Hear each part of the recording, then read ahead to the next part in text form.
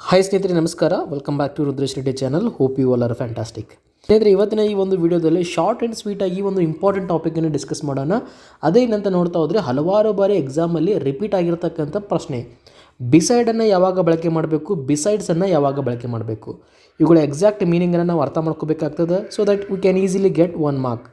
ನೀವು previous year question ಪೇಪರ್ನ ತೆಗೆದುಕೊಂಡು ನೋಡ್ತಾ ಹೋದರೆ ಈ ಒಂದು ಟಾಪಿಕ್ ಮೇಲೆ ಹಲವಾರು ಬಾರಿ ಪ್ರಶ್ನೆ ಬಂದಿದೆ. ಹಾಗಾಗಿ ಇವತ್ತಿನ ಈ ವಿಡಿಯೋದಲ್ಲಿ ನಾನು ನಿಮಗೆ ಒಂದು ಕ್ಲಿಯರ್ ಐಡಿಯಾ ಕೊಡ್ತೀನಿ, when to use beside and when to use besides.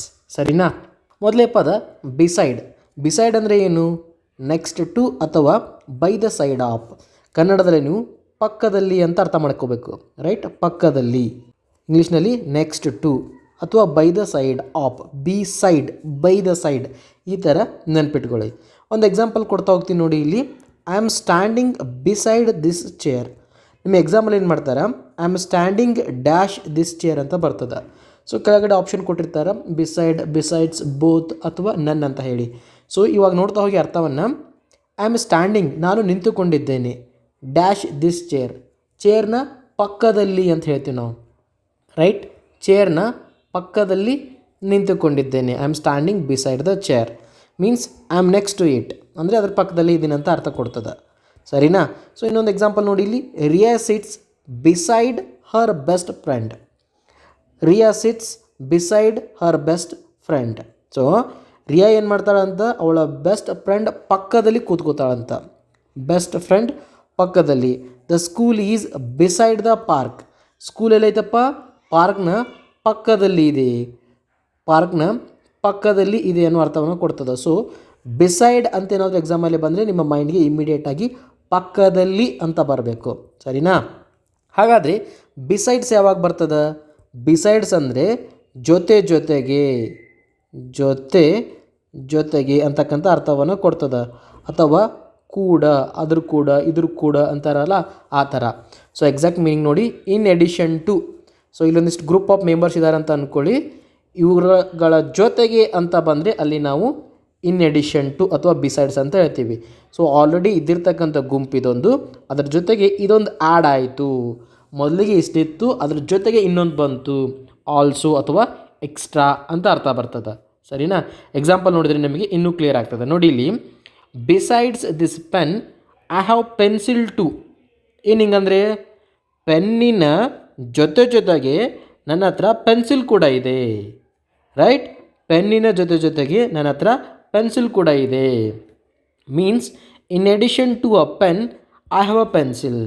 So ನೀವು ಇಂಗ್ಲೀಷ್ನಲ್ಲಿ ಹೇಳಬೇಕಾದ್ರೆ besides this pen I have pen also ಅಂದರೂ ಸರಿಯೇ, ಜೊತೆಗೆ in addition to a pen I have a pencil. So ಈ ರೀತಿಯಾಗಿ ಹೇಳಿದರೂ ಕೂಡ ನೀವು ಸರಿನೇ ಆಗಿರ್ತಕ್ಕಂಥ ಅರ್ಥ ಕೊಡ್ತದೆ. ಏನೇನು ಅರ್ಥ ಮಾಡ್ಕೋಬೇಕು? ಬಿಸೈಡ್ಸ್ ಅಂದರೆ ಜೊತೆ ಜೊತೆಗೆ, in addition to, right? So ಇಲ್ಲಿ ಒಂದು ಕೊಡ್ತೀನಿ ನೋಡಿ example, besides English I speak Hindi ಅಥವಾ ಐ ಸ್ಪೀಕ್ ಕನ್ನಡ. ಸೊ ಇಂಗ್ಲೀಷ್ನ ಜೊತೆಗೆ ನನಗೆ ಹಿಂದಿನೂ ಕೂಡ ಮಾತನಾಡೋಕ್ಕೆ ಬರ್ತದೆ. ಕೂಡ ಬಂತಲ್ಲ. ಸೊ ಕೂಡ ಅಥವಾ ಜೊತೆ ಜೊತೆಗೆ ಅಂತಕ್ಕಂಥ ಅರ್ಥ ಬಂದರೆ ಅವಾಗ ನೀವೇನು ಅರ್ಥ ಮಾಡ್ಕೋಬೇಕಲ್ಲಿ? ಬಿಸೈಡ್ಸ್ ಅಂತ ಅರ್ಥ ಮಾಡ್ಕೋಬೇಕು. ಪಕ್ಕದಲ್ಲಿ ಅನ್ನುವ ಅರ್ಥ ಬರ್ತಿದ್ರೆ ಆವಾಗ ಬಿಸೈಡ್ ಅಂತ ಅರ್ಥ ಮಾಡ್ಕೋಬೇಕು. Besides pizza I love burgers. Pizza ಜೊತೆಗೆ ನನಗೆ ಬರ್ಗರ್ ಅಂದರೂ ಕೂಡ ಇಷ್ಟ. ಪಿಜ್ಜಾ ಜೊತೆಗೆ ನನಗೆ ಬರ್ಗರ್ ಅಂದರೂ ಕೂಡ ಇಷ್ಟ, ಪ್ರೀತಿ ಅದರ ಮೇಲೆ ನನಗೆ. ಅರ್ಥ ಆಗ್ತಿದೆಯಲ್ಲ ಎಕ್ಸಾಕ್ಟ್ ಏನು ಡಿಫ್ರೆನ್ಸ್ ಆಗ್ತದೆ ಇವುಗಳ ಮಧ್ಯೆ ಅಂತ ಹೇಳಿಬಿಟ್ಟು. ಸೊ ಇನ್ ಎಡಿಷನ್ ಟು ಅಂತ ಬಂದರೆ ಬಿಸೈಡ್ಸ್ ಅಂತ ತೆಗೆದುಕೋಬೇಕಾಗ್ತದೆ ನೀವಲ್ಲಿ, ರೈಟ್? ಸೊ ಇಲ್ಲಿ ನೋಡಿ, ಒಂದು ಕತೆ ರೂಪದಲ್ಲಿ ಯಾವ ರೀತಿಯಾಗಿ ಅರ್ಥ ಮಾಡ್ಕೊಳ್ಳೋದು ಅಂತ ಕೊಡ್ತಾ ಹೋಗ್ತೀನಿ ನೋಡಿ ನಿಮಗೆ.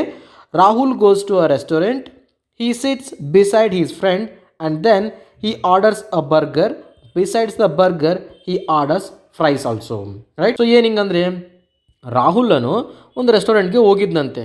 ಸೊ ಅವನ ಫ್ರೆಂಡ್ನ ಪಕ್ಕದಲ್ಲೇ ಕೂತ್ಕೊಂಡಂತೆ. ಹಿ ಸಿಟ್ಸ್ ಬಿಸೈಡ್ ಹೀಸ್ ಫ್ರೆಂಡ್. ಆತನ ಸ್ನೇಹಿತನ ಪಕ್ಕದಲ್ಲೇ ಕೂತ್ಕೊಂಡ. ನಂತರ ಹಿ ಆರ್ಡರ್ಸ್ ಅ ಬರ್ಗರ್. ಆಮೇಲೆ ಏನು ಮಾಡ್ತಾನಂತ, ಒಂದು ಬರ್ಗರನ್ನು ಆರ್ಡರ್ ಮಾಡ್ತಾನಂತ. ಆಮೇಲೆ besides the burger he orders fries. ಬರ್ಗರ್ನ ಜೊತೆಗೆ ಈ ಆರ್ಡರ್ಸ್ ಫ್ರೈಸ್.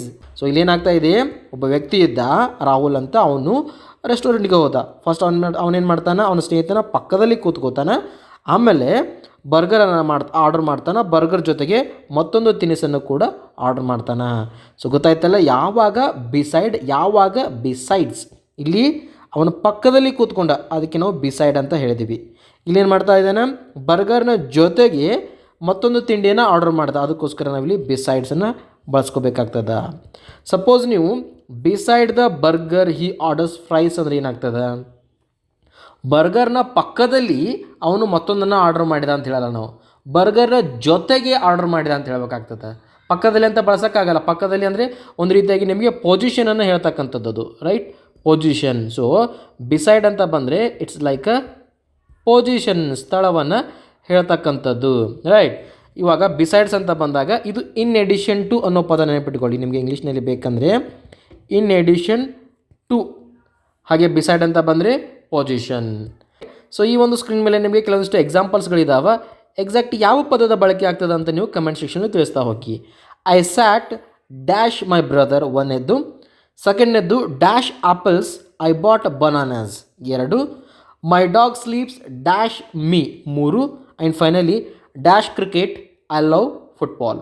ಸೊ ಈ ನಾಲ್ಕಕ್ಕೆ ಉತ್ತರ ಏನಾಗ್ತದೆ ಅಂತ ಕಮೆಂಟ್ ಸೆಕ್ಷನಲ್ಲಿ ತಿಳಿಸ್ತಾ ಹೋಗಿ, ಸರಿನಾ. ಸೊ ಈ ಒಂದು ವಿಡಿಯೋ ಮುಖಾಂತರ ಈ ಬಿಸೈಡ್ ಮತ್ತು ಬಿಸೈಡ್ಸ್ನ ಬಗ್ಗೆ ನಿಮಗೆ ಕಂಪ್ಲೀಟ್ ಐಡಿಯಾ ಸಿಕ್ತು ಅಂತ ಅನ್ಕೊತೀನಿ. ಮುಂದೆ ಬರ್ತಕ್ಕಂಥ ಯಾವುದೇ ಎಕ್ಸಾಮ್ಸಲ್ಲಿ ಇವುಗಳ ಮೇಲೆ ಪ್ರಶ್ನೆ ಬಂದರೆ ನೀವು without any confusions you will select the right. Thank you so much for watching till the end and bye for ನಾವ್.